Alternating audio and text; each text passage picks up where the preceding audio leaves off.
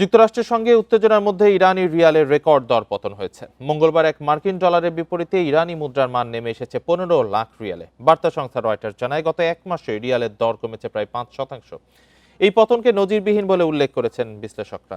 ইরানের কেন্দ্রীয় ব্যাংকের নবনিযুক্ত গভর্নর দাবি করেছেন, বৈদেশিক মুদ্রার বাজার স্বাভাবিক নিয়মেই চলছে। তবে দেশটিতে সরকার বিরোধী বিক্ষোভ দমন এবং যুক্তরাষ্ট্রের সম্ভাব্য সামরিক হামলার আশঙ্কায় বিনিয়োগকারীদের আস্থা কমেছে। ইতোমধ্যে মার্কিন বিমানবাহী রণতরী ইউএসএস আব্রাহাম লিঙ্কন মধ্যপ্রাচ্যের জলসীমায় প্রবেশ করেছে।